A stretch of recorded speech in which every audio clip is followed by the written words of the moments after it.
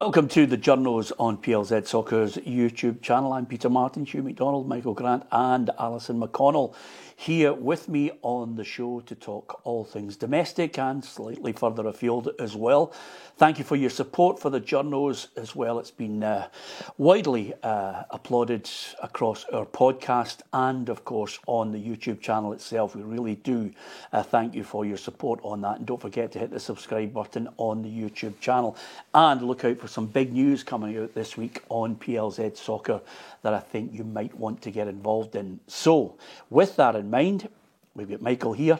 He's a happy man. The Dons are in the Scottish Cup final, but we actually brought him in for more serious journalistic questions other than the Dons have actually made the final, but they have made it. And worthy of it? I would have said so. You must have booked me by mistake. Did you assume that Aberdeen were going to lose this final when you booked me last week? No, I've watched Hearts for the last month. I knew Aberdeen were going to win. Listen, Aberdeen didn't play especially well themselves at the game. It was a kind of hard watch. It was a kind of tense watch. The red cards, obviously, the first red card obviously influenced the game massively. All the noise has been about the second red card that came so late. I'm not sure it was a massive factor, although the winning goal came after it. But listen, they didn't play particularly well. They struggled like they did against Rangers against 10 men.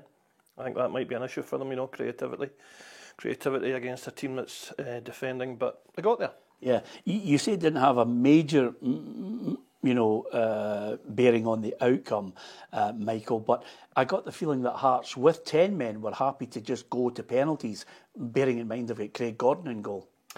Yeah, no, that's the way it seemed to us, and it's understandable. I mean, teams can go and win with 10 men. Aberdeen won with 10 men against Hibs in a semi-final 2 seasons ago, but they had Majowski up front and he got the winning goal. But it's pretty natural, isn't it, for a team with 10 men to just kind of sit in and try and grind out, try and get to penalties. It's a level playing field. But yeah, listen, maybe I'm being unfair on them because the late second red card does probably scramble their heads a wee bit, and they're just not set when Aberdeen have got a free kick and from the second phase they score. Yeah. Ryan Stevenson, the former Hearts player, who in the Daily Record is absolutely scathing towards the Hearts board for their comments. I think he, like many others, would look at it and say, well, you're complaining about VAR, you're complaining about the red card to Cammy Devlin. It's deflection for the deficiencies, for the poor recruitment, for overall a situation where a club with better resources than, let's say, St Mirren can't get into the top 6 and have failed to get into the Scottish Cup final. Absolutely. I mean, it is deflection. It's been an awful season for Hearts. Excuse me, an awful season for me as well. I done the journals. It's created a reaction in you. Yeah, I don't know. I think that's the first sign. End of days, I think. Anyway, complete deflection. Hearts, dreadful season, absolutely awful season. All the way through it, there was this saying from board members, we're going to be top 6. It's going to be a blip, etc. They finished outside the top 6. They've been beaten in a Scottish Cup semi-final. They've got real issues to resolve there. I don't think the manager's position should be in danger. I think he should get at least another window. But there's pressure on the board and the manager by a very large section of the fans. You can see this. Cammy Devlin sending off. The second booking for me looked a bit harsh. I thought, that he could even have been given a foul the other way because the guy's foot went down. But Cammy Devlin, in that great phrase, plays on the edge. Cammy Devlin commits an awful lot of fouls, so it's never a surprise to me if he's sent off. Yeah, the other aspect of this, Alison, is quite simply you look at the way Hearts play. You can talk about Jamestown analytics till you're blue in the face. Guy is fit, can run this amount of kilometres in a game, crosses the ball really well. But if you've got a manager that suddenly plays a certain way or takes a certain attitude to a formation going down to 10 men, it doesn't matter. If you can't get the ball to him and he can't cross the ball, Jamestown analytics doesn't work. Yeah, and I think for me, there's probably big question marks about Hearts. When you look at this season, I'd struggle to remember the last time they won a big game, the last time they went and produced when there was a bit of pressure on them. I don't think they've come up with any big performances. I think finishing out with the top 6 is embarrassing for a club of Hearts, given the resources that they have, even the fact that it was such a poor start to the campaign. You look at the way Hibs recovered and pieced together a very consistent run of form since the turn of the year. I think that was the anticipation that would happen with Hearts too. I think the European campaign was poor as well. I think the manager is under pressure. I would agree with you. I think he deserves at least one more window. But the problem is there isn't a lot of evidence in the kind of performances and games that you've seen at Hearts that you say it will get better and it will improve. I think it needs a lot of surgery over the summer. I think Ryan Stevenson did make another point. While he says, to his credit, that he thinks the manager deserves that summer, he did point out that the board has to take a lot of criticism, quite simply, Michael, because they gave Stephen Naismith a new contract. A couple of months later, they bulleted him. So clearly there's the shift in the Hearts fans' anger, not towards the dugout, but to what's been decided at boardroom level with this club. Yeah, I mean, Hearts get a lot right off the pitch, don't they? I mean, commercially they're very sound. Their fan base, the season ticket base is really strong. The financials are really strong. And I think the fans do appreciate that and acknowledge that. But in the Ange Budge era, there's been a real churn of managers. And every time you think that they're going to pull away and become the clear third force, they get pulled back and they have a season like this season, So instead of consolidating and getting into Europe and pulling away from Aberdeen and Hibs, they're back behind them, And as Ali says, I mean, to be finishing bottom 6 is really poor. And also, the other factor you've got to include when you're talking about the pressure that applies to a manager and to the directors is the fact that Hearts fans don't like Hibs. They don't like Aberdeen much either. So to see the two of them, beating them in a semi-final, beating them in the derbies, everybody's talking about Hibs and this unbeaten run and all of that makes Hearts fans resentful and go, listen, what are we doing about this? And the statement, it is a classic deflection, and I think a lot of clubs have been guilty of these kind of statements, haven't they? You throw a bit of red meat to the fans. Some fans will lap that up. Others will go, you're not fooling us with this, Yeah. There are other issues here. It's not just whether John Beaton should have given that guy a yellow card. Yeah, having lived in Edinburgh for over a decade, I'm glad you've narrowed it down to 2. Hearts fans hate Celtic and Rangers fans as well. Well, yeah, I know. They hate Celtic and Rangers as clubs too. No, of course they do. Yeah, listen, I take that as read, but you take my point. Yeah. I mean, similar. Rangers and Celtic being successful, you have to kind of reluctantly acknowledge that. But when it's teams that you think, Particularly Hibs above them.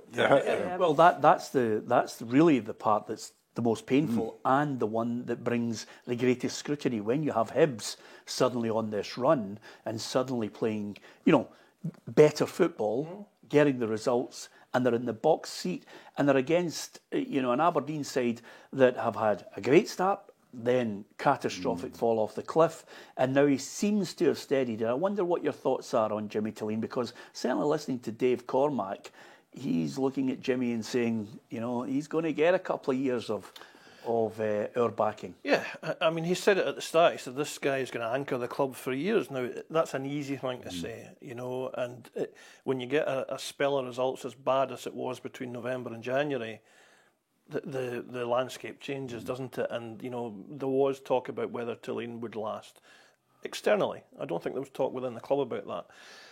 I think it's not really been acknowledged fully that they have turned the corner since the window in January. They've only lost one of the last 11, and that was at Parkhead. It was a heavy defeat, but they did actually offer quite a bit in that game, if you remember it.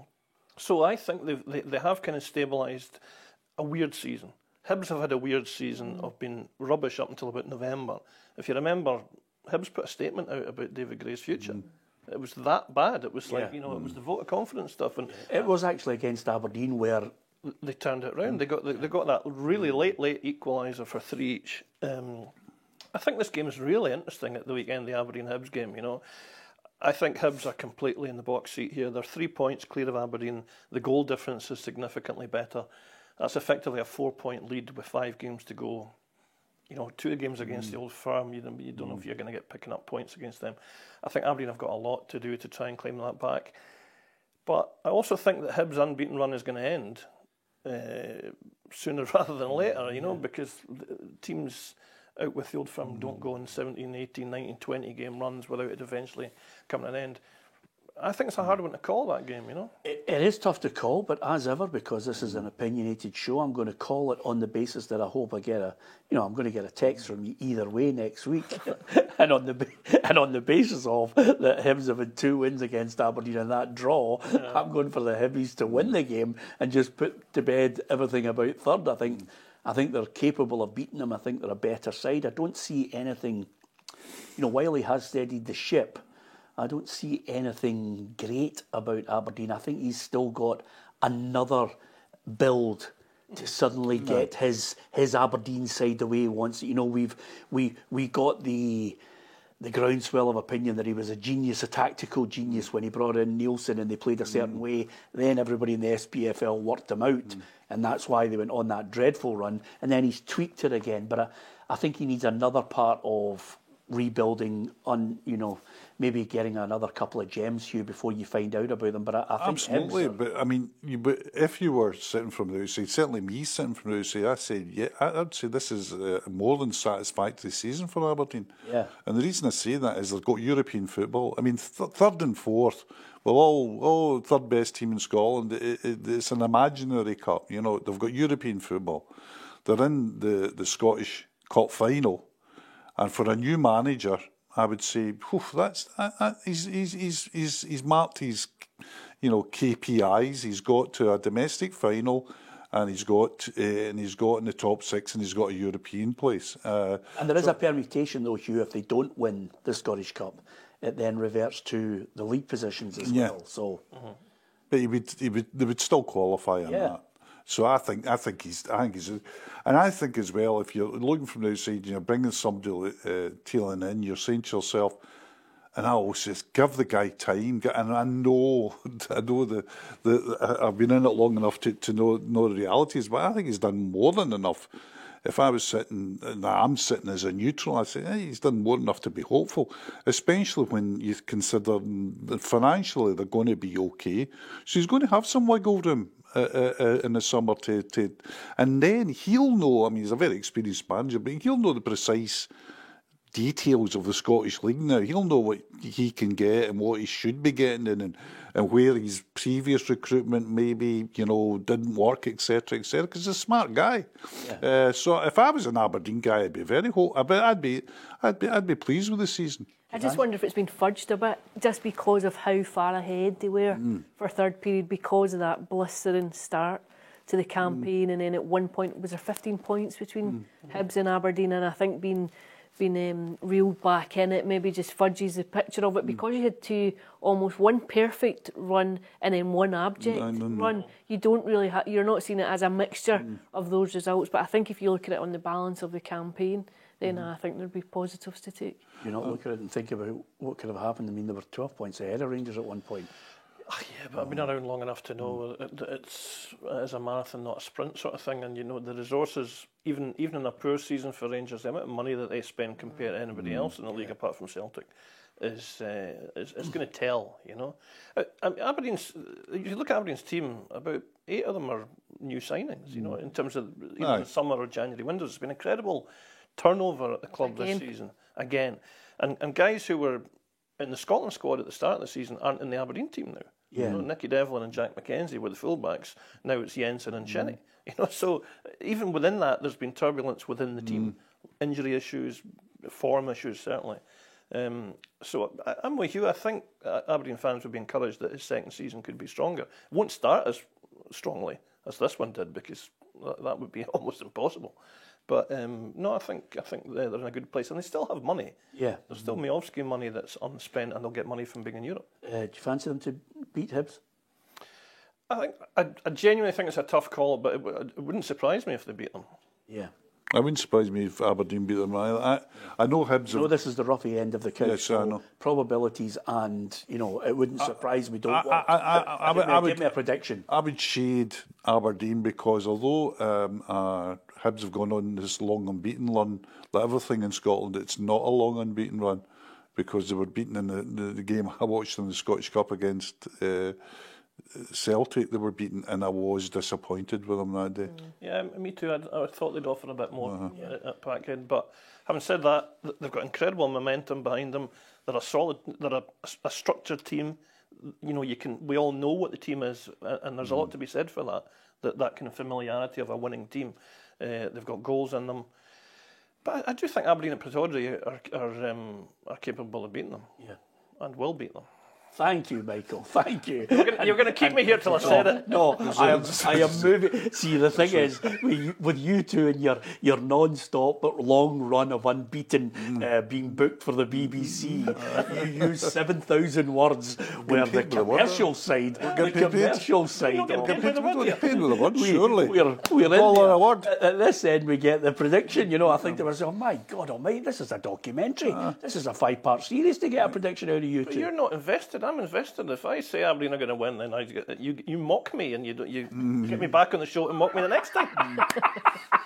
You said Aberdeen would beat Hibs and they beat 5-0. Absolutely, and that's the joy of a pub. You get a pint of lager, you have it, you go, what about Grant? What about him saying that the other day? You have an opinion, for God's sake, What Ali. about that sheep coming in as man of the match award? Yeah, absolutely. We're going to talk about that actually, but I think it might be a draw. I'm going to go yeah. for the share of the points Saturday. yeah, okay then.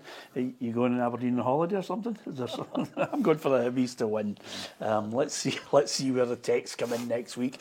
Just on that, I mean, Ali mentioned it. What was that story about people giving a sheep?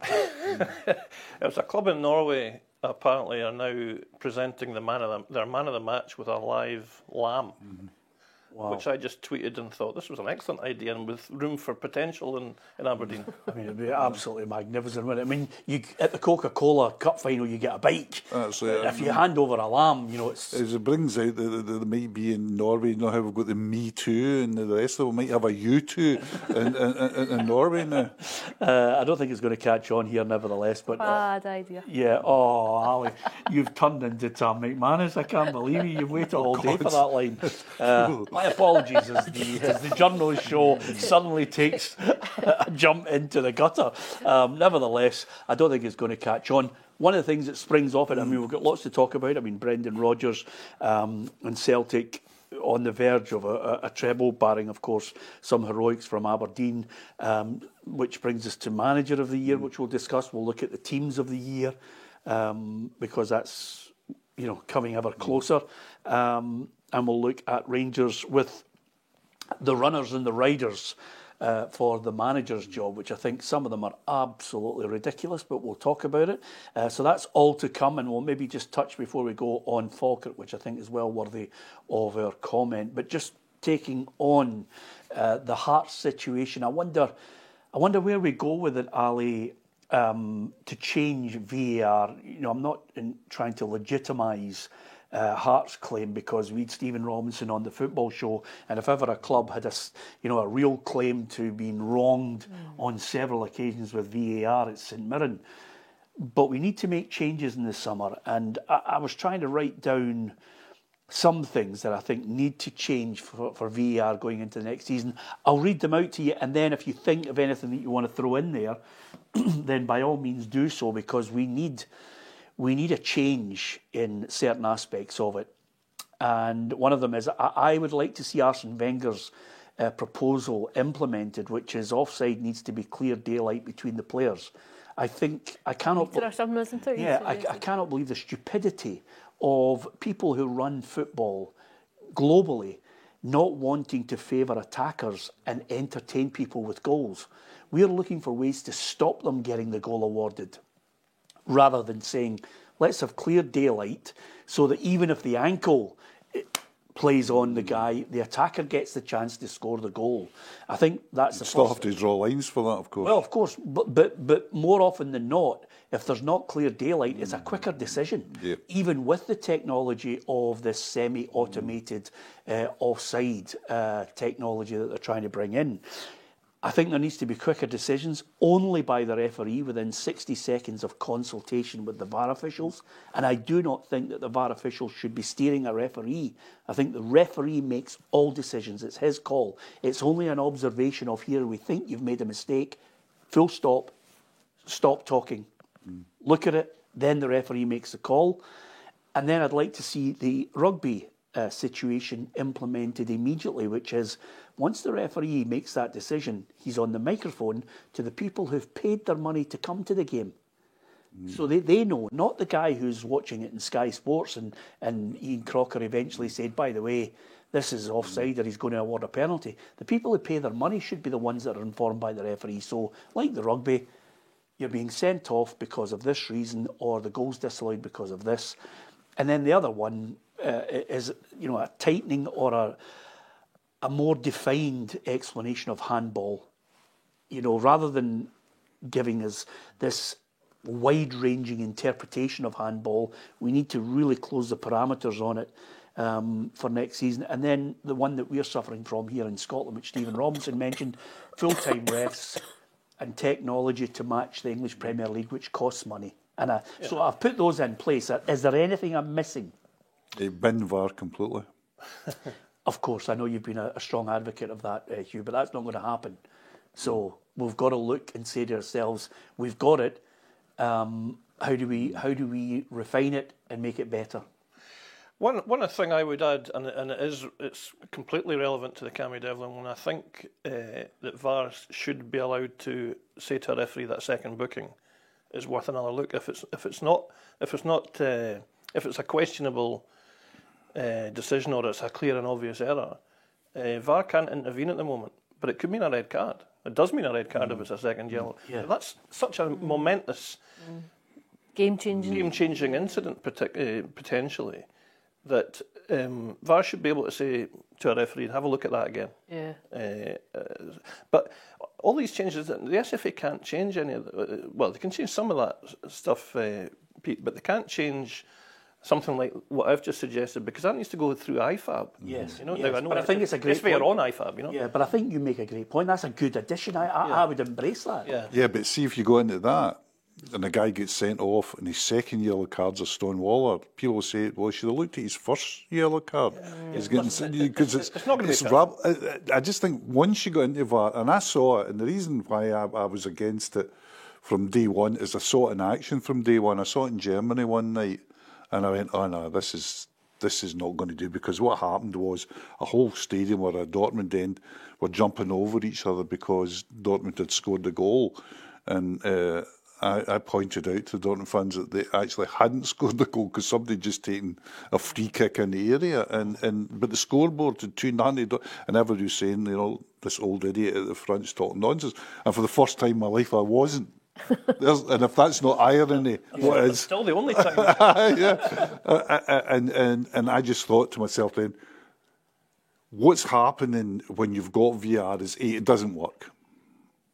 Just doesn't work. It doesn't. Everybody says, well, we'll take it in, we'll have it in place because it means there's fewer arguments about decisions. No, there's not. We'll have it in place because it means everything's on a fair. No, it's not. And the big danger to me, and the big thing about it to me, and it's a thing I've noticed myself, is now, if I'm at a football match as a supporter, you don't celebrate the way you once did. No spontaneity. It's really killed spontaneity. Everybody's going. And then, even when a goal's been given, you're looking at the referee walking apart. Oh, he's listening to something. You really notice it with players. See if you watch a player now, the first thing they do. And the whole... One of the great things, in fact, maybe the only great thing about football is the unalloyed joy of your team scoring a goal. Yeah. You look at the linesman, he's running up the park, the referee's you go, we've scored. Yes. Now you don't have that. Although, as devil's advocate, you now get the joy of a goal being taken off the other team. And that can be celebrated pretty wildly, I'll tell you. I disagree with you on this point, Michael, which again was something that I embraced when we initially were all invited out to the VAR offices, which is quite simply, the implementation of it is to increase the percentage of getting things right. Mm-hmm. So from that point of view, although we can argue over the figure of the percentages that are getting right, they are getting a greater number of decisions. It's the ones that they're not getting right that we are all on. Yeah. We're all on them. And we're now being highly critical of, let's just say it's 78%. We're now focusing our anger on the 12%. absolutely. You know what I mean? Yeah. Which is why I dismiss Hughes, just get rid of it, it's not working. It's working to a degree, but the part that's not working, you know, I don't think you can ever get to 100% with it. You'll never get there. But also, you know, fans find it even harder to accept wrong decisions when it's been looked at again on cameras, you know, and officials are looking at them again. You're absolutely right. I think the figures, it's up to something like 97.8 or whatever the SFA claim it is. You know, it used to be 91 that they would get right. But listen, Scottish football, the media and fans, and I go to games, a lot of games as a paying fan, so I can talk from that perspective as well. We do feast on controversy, like we do. We always have. This is a country that likes getting into referees and you know, we make a lot of noise about decisions that we don't like, you know, and I don't think that would change, and it hasn't changed by VAR. I thought VAR would calm things down a little bit, but you're right. It's kind of amplified the attention and the noise around. I just think too big a price has been paid for it. I'm not sure I agree with that. I know a lot of people think that. I think if you go honestly, I think there'd be an argument about VAR, pro or against, amongst journalists, right? There'd be a debate about it. But I reckon, this is just me going around grounds, etc., and talking to fans. I think you'd struggle to find a fan that supports VAR. I would agree with you. Yeah, probably, yeah. But And they're the customer. Yeah. But a lot of that is perception, though, isn't it? It's like all they ever read, or all fans read about VAR is always negative. It's always framed negatively, you know. But I think it's also an interruption to the flow of the game, Michael. Yeah. And how, like, you're getting games now that you can sometimes be like 5:10, you can be driving for a game. I was at Tynecastle about a couple of weeks ago, Michael, and honestly, I must have waited 4 or 5 minutes for a decision on something. And the fans were getting really angry. Totally. And you're in the dark. Well, that's a related matter, isn't it? It's the time taken is often too long, and the lack of communication to supporters. And I mean, we've all been to Champions League matches or games at the Euros last summer, where it's miles quicker at UEFA level, elite UEFA level, because the technology is superior. It's more expensive. Our clubs can't or won't pay for that. So some of the issues that you're talking about addressing people would take more money, and clubs are not necessarily willing to do that. No, absolutely. You know? But when you see VAR operating quickly, it's almost unobtrusive. I think in a lot of big elite European games, people aren't coming away talking about VAR because they get decisions right, they get decisions quickly, and it's communicated better in the stadiums. Yeah, absolutely. It may be, and this is the problem with it sometimes, and I'm not saying all clubs, I'm saying there are some clubs who, in their business plan, live for handouts. So they don't want to, for example, even as early as today, there's a handout for clubs in the Scottish Premiership who've had players that have gone to play at international football. So in a sliding scale, Celtic have had the most money, then half of, almost half of that money paid to Celtic is then paid to Rangers, and then there's a sliding scale of players who've gone on international duty. Then, of course, there's a payout for Celtic and Rangers getting in Europe in the Champions League, and that gets filtered down. That's all put in a budget. And in some cases, by the time it drops to clubs in a lower sense, it keeps them going. So they don't want to then say, well, let's take a chunk of that. They want the SFA to come up with something that involves them not having to pay for it. You speak to David Martindale, he's in your camp. I don't want to pay for it because it stops me buying a centre-half. Yep. You know, so I understand where you're coming from. Ali, I thought Michael made a great point there. I've tried to kind of look at the things that I think you just absolutely hack people off in grounds, you know, right up and down the country. I'm trying to think of anything else. The other one that I think is not particularly related to VR, but I think if you have a decision that's shown to be wrong, such as a sending off, you can still have the situation where the player is still suspended, even though it's been shown that it was an erroneous call. I think that there's a common sense approach to things like that, where you think, well, if you've been sent off and it was a wrong call, then the player should be free to play. I was just thinking, because I was just kind of praising UEFA for getting it right at the kind of elite levels, but I also just remembered the Bilbao Rangers first leg. When Bilbao score, the goal's then disallowed and a penalty's given. None of us in the stadium, I was working, 50,000 fans are there. Nobody knew what was going on. You know, Yeah. And that was long as well. That was about. Whereas 6 or 7 I'm months. sitting in my bed reading a book and on live score, and I know exactly what's going on. that's not But right. I'm watching That's not right. But I'm watching that as well, Hugh, and this is from a perspective of watching the game live on television. You're at the game. I'm watching it, and even I am looking and saying, well, okay, they're not deciding whether it's a goal or an offside. They're looking at a handball. And I didn't even think it was a handball because the player's got his back, doesn't know where his arms are, and the Well, ball hits it. that's a handball rule. Yeah, that's It's exactly. just But mental. this comes into people's interpretation of it with VAR as well. You know, 2 yards away, you batter a ball off somebody's hand, and you're actually thinking, wait a minute, is that a penalty? I mean, it cannot be beyond them to get the communication better on that. You know, Yes. I mean, because the Rangers supporters thought they had the reprieve of the goal being disallowed. The next thing they're kind of puzzled because the referee's walking to the spot. But the thing I've got is with football, is the way it's moved now, I think the most important point is it discriminates against the fan on the ground. The fan on the ground is the person least likely to know what is happening, and he's the guy that's paid 60 quid at a Champions League game to be there, right? So he knows the least. And the other thing as well is that it has shown up. I think it slows the whole process down, and it shows the futility of trying to get everything right. Why can't we just suck up and say, listen, we get the best referees, we want to make it as fluent a game as we can, and we go on with it? Because now you've got a situation where television decides when games are kicked off, television decides who's going to win a game, because the more money you get for television, the more games you're going to win, and television decides how you're going to win a game. That's not a healthy place. No. But television pays their wages, you Exactly. know, and that's And with that in mind, you know, when we go back to Hearts and their sense of injustice, it can also determine how much money you're actually going to take in on the basis that St Mirren possibly have a strong call to say they're the most wronged of some of the VAR decisions, yet they still managed to sneak into the top six, Michael. But if they hadn't, that would have altered his budget for next season. Oh yeah, totally. Yep. Yeah. You know, Yeah. so listen, there's no easy answer to it, but I think all the things that we've highlighted, that certainly is something that IFAB and individual nations will have to look at. I know the English Premier League are having, you know, constant high-level meetings on how to rectify it. And you're right about our country. We love conspiracy theories. Thank God John F. Kennedy wasn't shot in Postle Park, Hugh. It wasn't. We'd still be The making only reason for that It wasn't is JFK. the only reason they wasn't shot there is they couldn't find a grassy knoll.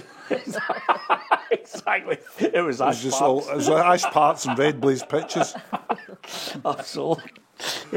Anyway, apart from that, before I get into fits of laughter, you mentioned Rangers there, and we're getting ever closer to, you know, the longest takeover in the history of all takeovers.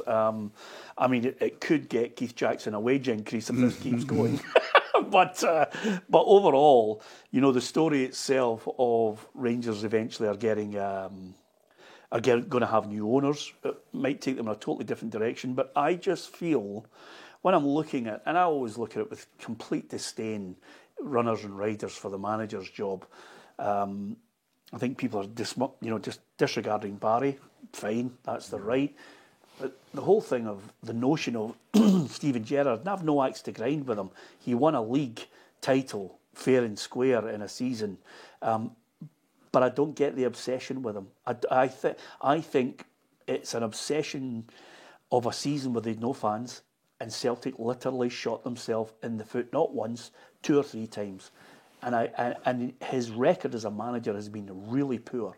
I don't think he is in any way in the running and riding for the manager's job. And I look at some of the other candidates now.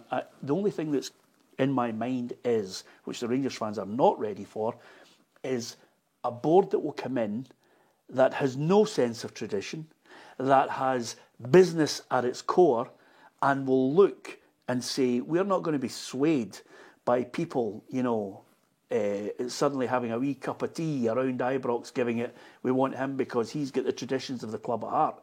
They're going to take them in a totally different direction towards how can we get a man that will bring us success. For me, it's not Steven Gerrard. I don't understand the obsession with this guy.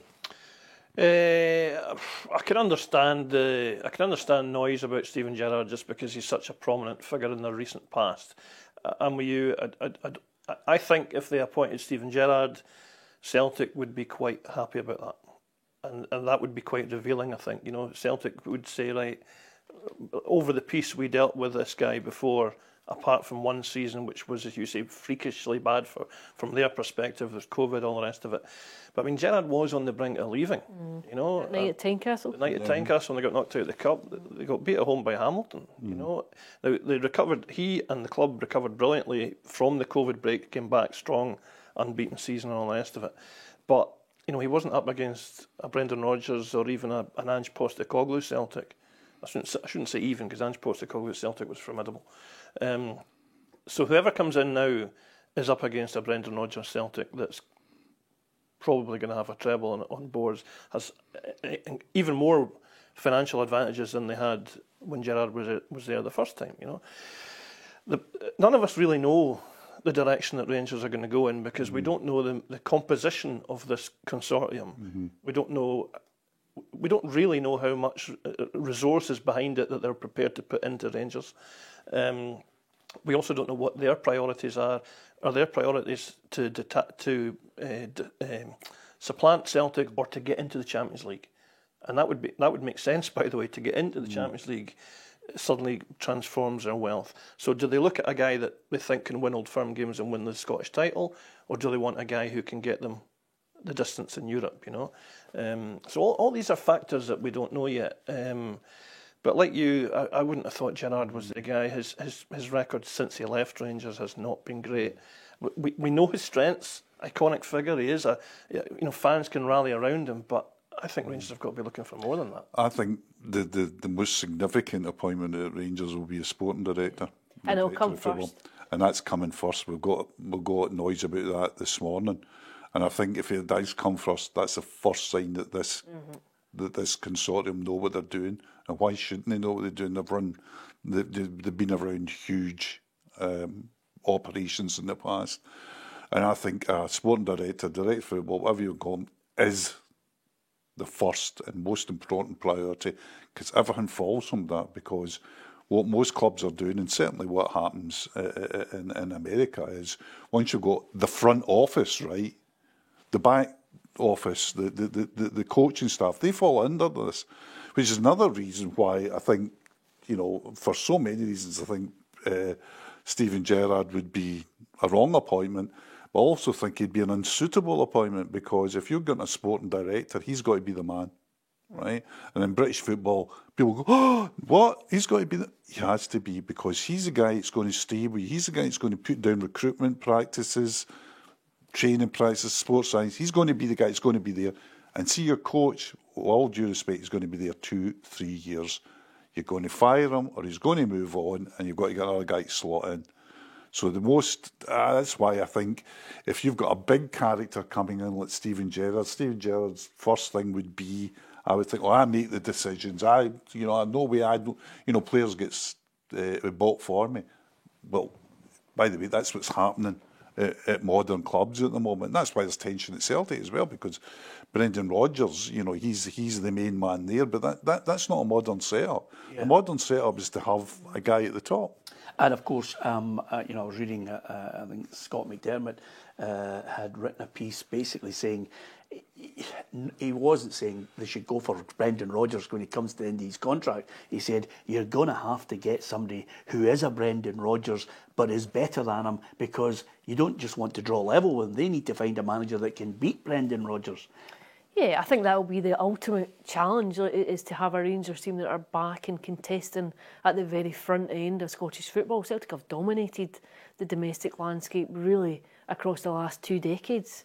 I think Rangers fans will want to get back to a point where they're seen as the prominent team in the country. Whether or not that's a realistic notion now, I think it's a huge question. When you look at where Celtic are in terms of the financial resources, what they have in place, of the stability of success and what it has brought, I think it's a huge ask to go and try and topple them from that. You can maybe do it for a season.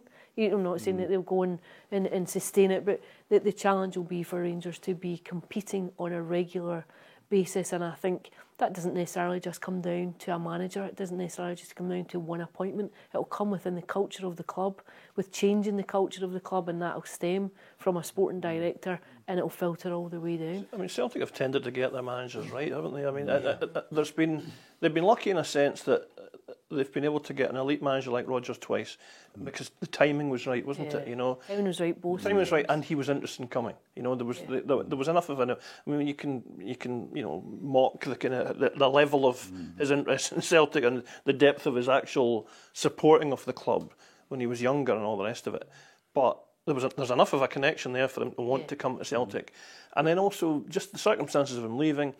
There was enough of a connection there for him to want to come back, and I think he deserves credit for coming back because it was an easy option to just go to hell with that.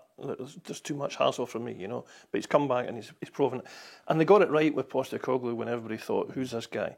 You know, we'd never heard of him, and he's turned out to not for Tottenham, but he's turned out to be an excellent Celtic manager.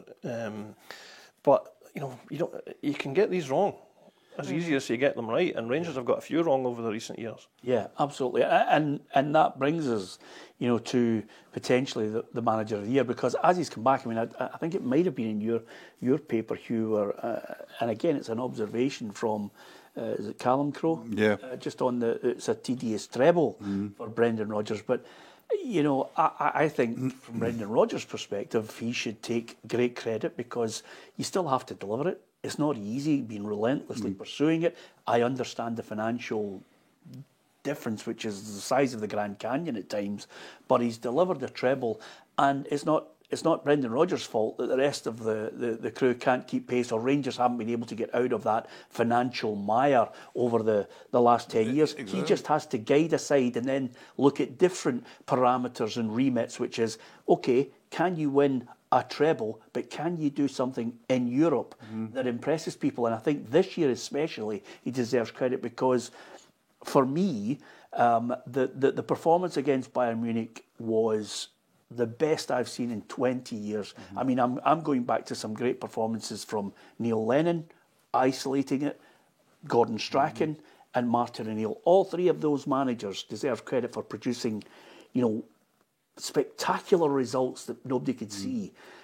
Brendan's side, what was the remit for him? Come back under difficult circumstances, as Michael has mentioned, and take them a stage further in Europe. And he's managed to do that. And the way they went out was, for him, gut-wrenching. But I still think there's been that progress where he can look and say... I think so too. I mean, but you've got the incredible situation where, I mean, if you can remember how many trebles did Jock Stein win, how many trebles did Martin O'Neill win, you come to a situation now that if Brendan Rodgers doesn't win a treble, that is seen as, he's not quite met his expectations. I mean, we know there's so many areas in that, strength of opposition, etc. But it's almost like a minimum now that he's got to win the treble before he's considered for him. I thought Europe was really good for Celtic in a couple of ways, in that I was there at the pounding at Westfalen, and I thought, I thought that was a really, I mean, obviously it's a poor result, but I thought it was really poor coaching and management that night.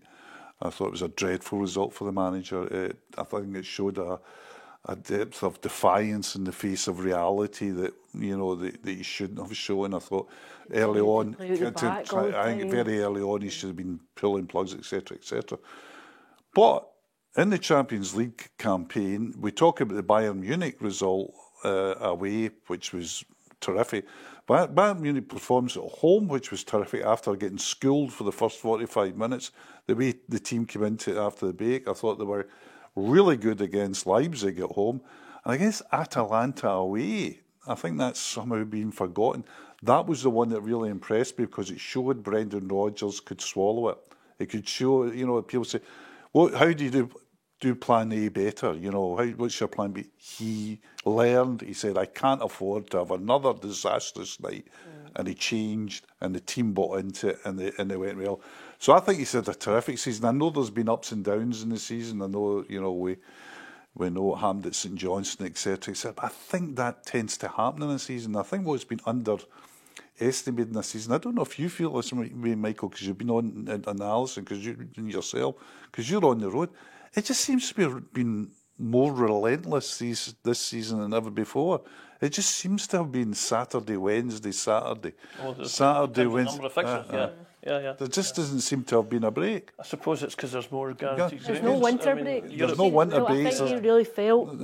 I think teams feel the lack of the winter break. I think it's hugely beneficial. So I think the way he's handled his squad, etc., and I think Europe, I think it makes him, a huge candidate for the manager of the year. Is he your choice for manager of the year? It would be. I mean, earlier on I was thinking about John McGlynn, because John McGlynn got a team promoted and then went to the top of the championship.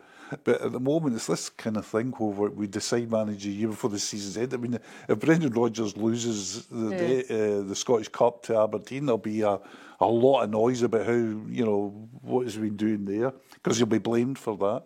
And if John McGlynn, I'm not sure John McGlynn won the championship now. That's a pretty killer documentary, I have to tell you, Neil, because we've been following him. I'm a Jonah for him. I'm there on Saturday thinking it's, streamers get the bunting out the lot, but it's slowly but surely crumbling. But I'll tell you one thing about him, and it's the link with Brendan Rodgers. And again, for me, as I've mentioned before, and I don't want to sound like a broken record on it with Hearts, but this snobbery of looking for the ultimate coach, I like watching Falkirk. They play football the right way. They play triangles, they play wingers, they get the ball in the box, they know how to attack, and they've got players who've got a trick that can actually take a player on. I like the way he goes about his business.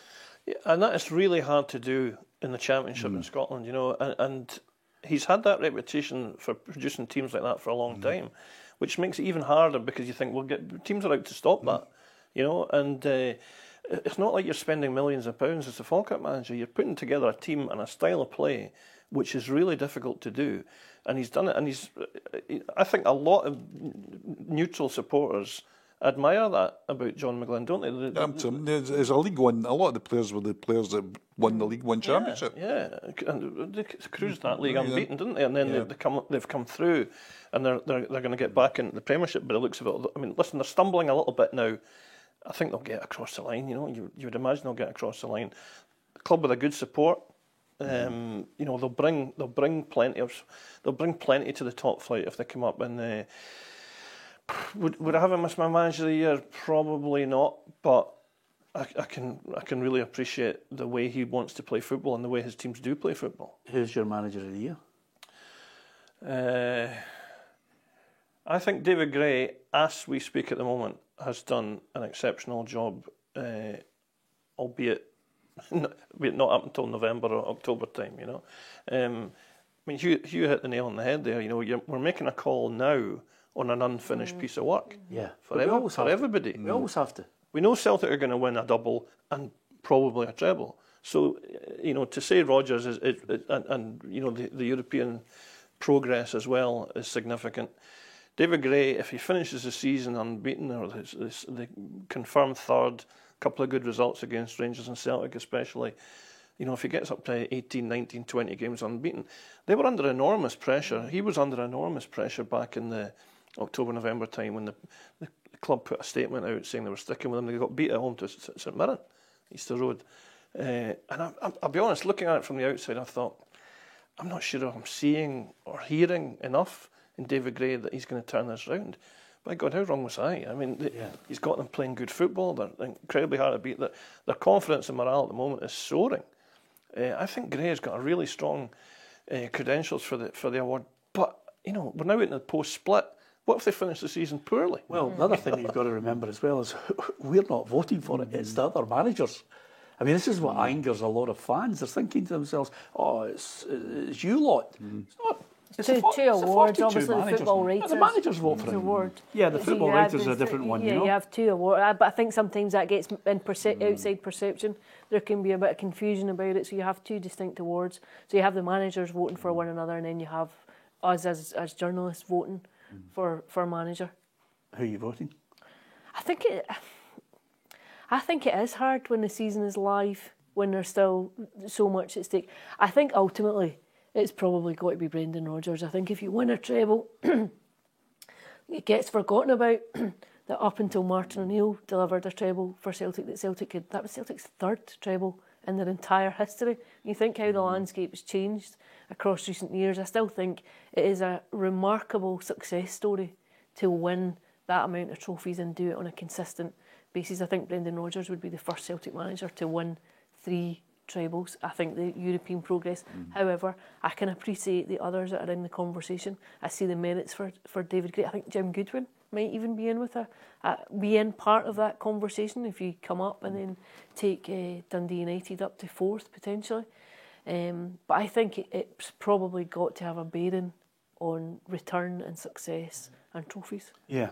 If Aberdeen finish 3rd in the league and win the Scottish Cup, is Jimmy Well, Tilley? that's exactly it is. That is. But we're both the PFA vote and the Football Writers vote are early. is before the Scottish Cup final. Now, I don't actually think Aberdeen will finish 3rd, and listen, Celtic are hot favourites to win the cup.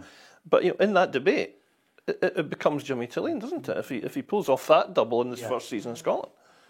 The reason why we don't wait till after the Scottish Cup final is because we're all on the beach and the players are on the beach because the schedule's so difficult. I mean, that's why I honestly believe that when Callum McGregor hangs up his boots and retires from football, I mean, his body will shut down he should take a year off and just go on a beach and do nothing. Because if you think of players like Callum McGregor and players who are relentlessly playing international football, European Champions League football at high levels. Now they're bringing in the Club World Cup. I know. Exactly. It's going to be like the tennis season. It's just going to become like a year long. Well, I'll tell you what will happen, and this takes us in a different trajectory. It is quite simply, I think, like the tennis players who are absolutely up in arms about it.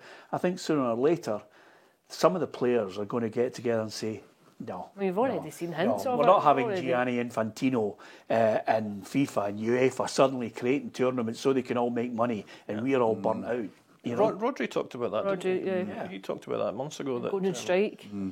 12-month season sort of thing. I mean, this Club World Cup is a completely confected tournament, isn't it? I mean, I don't know. Inter Miami were pulled into it just because it suits to have Messi playing. Messi playing. Yes. I mean, it's just absolute disgrace of a tournament as far as sport and integrity, if we can use that word about the world. It's like it's got the Packer cricket feel about it, hasn't it? Well, that's a big danger for FIFA, you see, is the Packer thing, because what they don't want to do, and they're really treading the line, is where clubs say, like Real Madrid, who are against the Club World Cup, and say, this is the last straw. You're now telling us to go to, and play in this tournament. We're not doing it. We're getting together with another 12 clubs, and we're going to recruit players, and we're going to say to players, all the games you have to play, we're going to pay you millions, and you'll play 30 games a season, 35 tops, and that's it.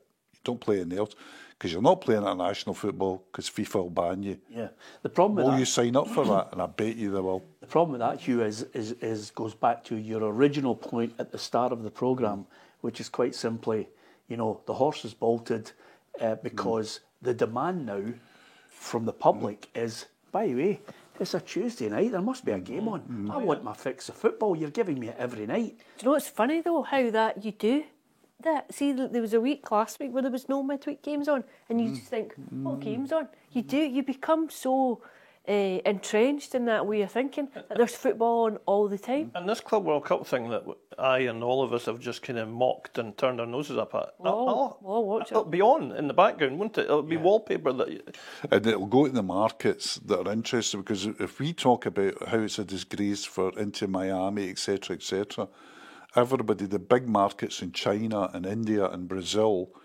they'll be lapping it up. That's one of the biggest things that I found out when I went to the World Cup as a punter in Qatar, was the way that the World Cup just showed to me again how much football now is a tourist sport and how much areas that I didn't think of as football heartlines, like, for example, India, with the hundreds of millions of people that live there, is now going to be a huge market for football. They're coming into it, and they'll not bother about whether Inter Miami qualified in a proper manner. They're just saying, oh, Messi's going to play Ronaldo tonight in the And that's what it is. It's an entertainment. Yeah, just before we finish, on the Premiership team, we've argued over the Manager of the Year. On the Premiership Team of the Year that was announced, Kasper Schmeichel, Alistair Johnson, Cameron Carter-Vickers, John Souttar, James Penrice, Nicholas Raskin, Callum McGregor, Rio Hatate, Nicholas Kuhn, Sam Dalby and Daisen Maeda. Is there anybody missing that you think should have been worth a shout? Two that I think have a shout. You could argue Simon Murray over Sam Dalby in terms of not, you know, it's this issue of who's the best player and who's had the best season.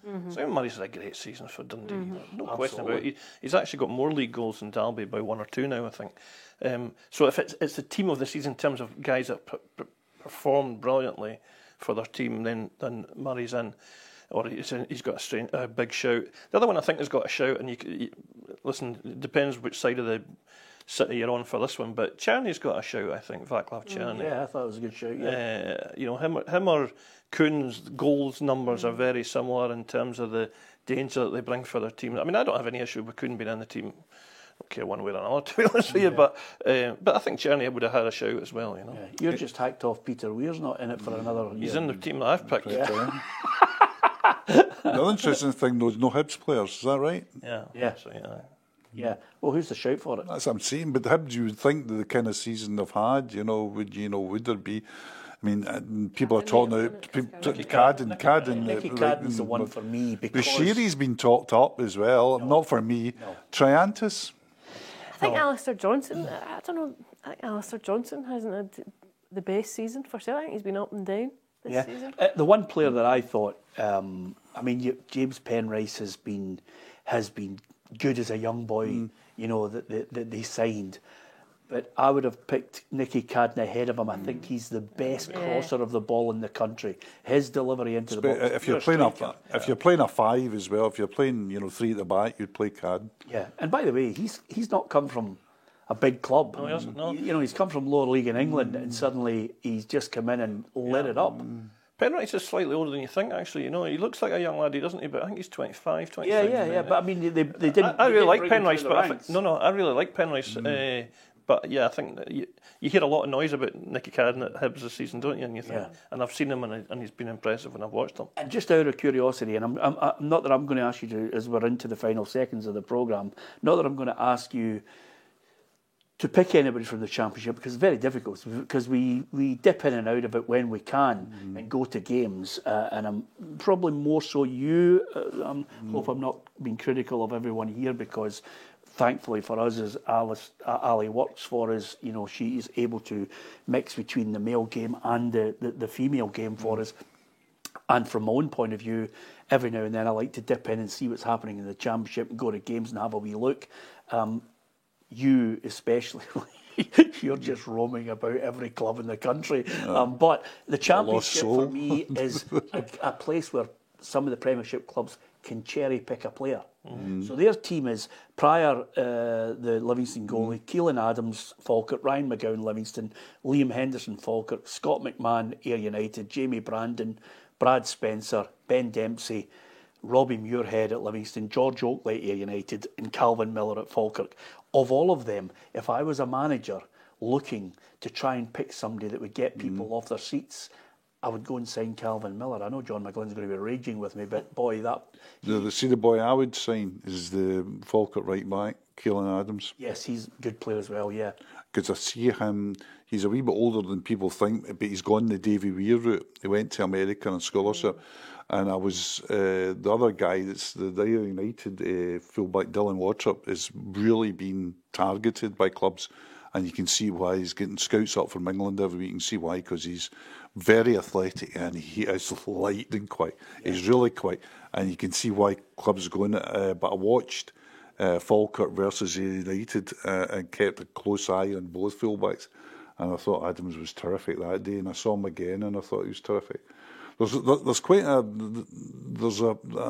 few real good ones in the Championship, I think. Yeah. And they're to be cherry picked. Simple as that.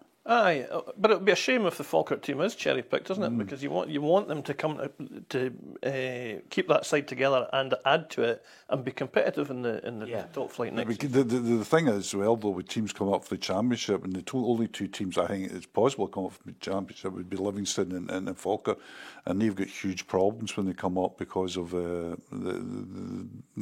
Astro pitch thing. Yeah, absolutely. Just before we finish, I might as well tell you, but I was hanging on your every word. I was looking. I saw the Daily Mail. I thought, great, top pitches, top grounds. Hugh McDonald on his travels again picks his top grounds, and I was waiting on the countdown, and then up it came. Ali, the dreaded. You're going to have to pay £1 for him to tell you, and then I nearly fell off my chair when Grant says I've paid my £1. And I thought I can see the headline now. Aberdeen man dips into pocket sensation. He didn't have Pretorius #1 though, so I want my £1 back from him. And he won't get the What did you £1. pick as the best grounds? Are you allowed? No, I can't say that. You've got to pay the money. Goodness gracious, this is how I give it. I always laugh. I wrote an obituary once for the late and great Ian Bell, the great journalist, and I put it, and it went up online behind, and somebody, there was a huge amount of complaining with people. They've put this obituary behind a paywall, and I said, well, how did you think Ian Bell earned his living? Yeah, absolutely. Because people had to pay for it. So I'm not going to tell you that it's. And I'm happy with that, Hugh. And on that note, don't forget, this week we're launching PLZ Premium, and I'll be giving you details of that. Go. There's the big news coming out of PLZ Soccer that I just reeled them in. And of course, listen, we'll be giving you details of lots of things happening at PLZ Soccer. But great to have you here. And again, it's always good when the Aberdeen are doing well. It's not we don't just bring you in so we can batter you and there's things going wrong up at the Tawdry. But I'm waiting for the text on the Aberdeen Hibs game, and then potentially just after the end of May, if Aberdeen win the cup, he'll be unbearable, Hugh. Unbearable. Even more unbearable. Change his number. Block it. They've got form for that as well, going back to the old heydays. I can remember a very good Celtic team in, was it 1970? Yeah. Got to a European Cup final and Aberdeen beat them in the Scottish Cup final. Yeah. Who scored the winner? I know Martin Buchan was a captain. Derek Mackay. Derek Mackay got 2 and Harper scored. Not that I think about it often.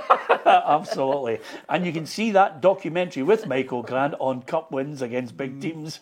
It's coming up behind a paywall somewhere. Thanks to Michael Grant. Absolutely brilliant to have him in alongside Hugh McDonald and Alison McConnell. Don't forget to hit the subscribe button on our YouTube channel, because the good news is all the stuff that you've been watching free will remain free. Hopefully you're going to join the football family. From the Journos, thanks for listening. Thanks for watching.